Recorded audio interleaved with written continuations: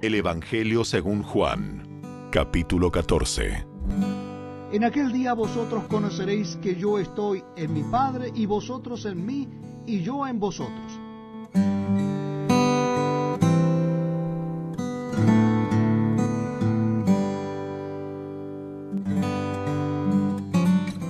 Now, holy God could not condone sin.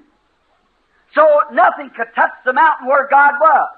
Ahora, Dios Santo no podía tolerar el pecado.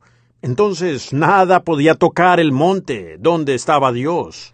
Then God was made flesh and dwelt among us in the form of Jesus Christ, His Son, His creation. Luego Dios fue hecho carne y habitó entre nosotros en la forma de Jesucristo, su Hijo, creación suya. Then that Son gave His life, and the blood cell of God was broken that the life might come out of the blood to us. Entonces, ese Hijo dio su vida, y la célula de sangre de Dios fue partida, para que la vida pudiera salir a nosotros de la sangre.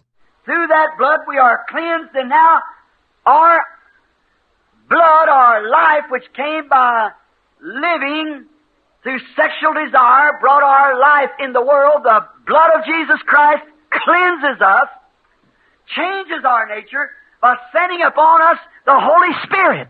Por medio de esa sangre somos limpios.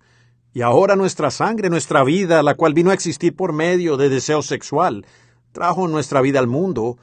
La sangre de Jesucristo nos limpia, cambia nuestra naturaleza, al enviar sobre nosotros el Espíritu Santo. Then we become into the divine nature of God.